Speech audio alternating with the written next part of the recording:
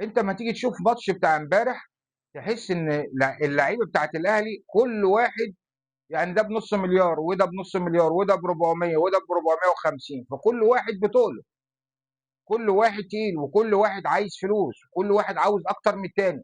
هيلعب كوره ازاي؟ ولا هيعمل ايه؟ ولا هيسوي ايه؟ مش هيدي لك كوره.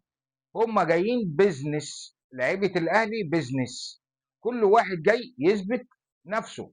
فتلاقي اللعب فردي، بيعتمد على يجري شويه بدون خطط بدون تنفيذ، وبعدين المدرب تعبان ما شاء الله ريبيرو، وبدون خطه ولا بدون اي حاجه، فكل واحد بيمسك الكوره عاوز يجري عاوز يرقص عاوز يشوط عاوز يعمل، فكل واحد مظبط حاله ان هو يبان في الصوره. بيفكرني بالناشئين اللي راحه بتعمل اختبارات في الانديه، فكل واحد عاوز بيجي يختبر نفسه، فلازم يمسك الكوره مش هيباص، هو عاوز يظهر قدام المدربين عشان يختاروه، وده بيمسك الكوره يقعد يجري بيها يمين وشمال، انما لا خطه موضوعه ولا تفاهم بين اللاعبين، وكل واحد ضارب بوز في وش التاني. مفيش لعيبه بتلعب، مفيش اي حاجه، مفيش خطه، مفيش حد بيبص التاني، مفيش حد يقول لك انا هغير مكان. بعدين انت عندك زيزو بيلعب في غير مكانه، وتريزيجيه برضه من غير مكانه، تبديل، وبعدين يعني اماكن هم ما تعودوش عليها. تاني حاجه زيزو، يعني سبب مشكله زيزو ان جماهير الاهلي اثرت عليه وعلى الحاله النفسيه الفتره اللي فاتت، وقدرت فعلا ان هي تاثر عليه في الفتره ديت. غير ان ماتش امبارح جماهير الاهلي برضو، انت جاي هنا تلعب في النادي الاهلي، عاوز تلعب ترفع اوفرات وفاولات، انما ما بتطلعش تعدي ولا بتطلع ولا يمين ولا رفع ولا اي حاجه ولا بتساعد ولا بتدافع. تريزيجيه برضو تحس ان هو يعني مش قادر يدي، في حاجه غلط.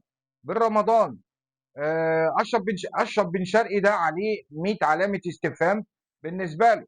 فالفرقه ديت كل واحد ومبلغ وقدره. لا انا عندي تخمه كبيره جدا من النجوم، وعندي كل واحد عاوز يبقى ليه مكانه اللي هو مقصره. ان انا مثلا هو يقول لك امام عاشور انا اقول لك اي حد هيجي عليا انا لازم يجي النادي الاهلي يبقى انا لازم اكون اعلى منه، لا مساويني لا انا اكون اعلى منه.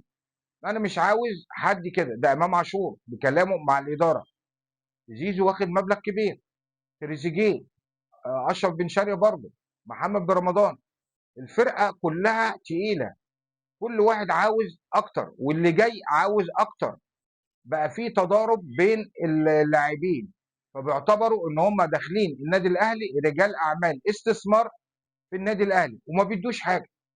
يعني ريت يدوا حاجه ويبقى في تفاهم بينهم، انما ما فيش اي حاجه. فعنوان الحلقه بتاعتنا النهارده ان لعيبه الاهلي رجال اعمال مستثمرين في النادي الاهلي. شكرا والى اللقاء في حلقه قادمه.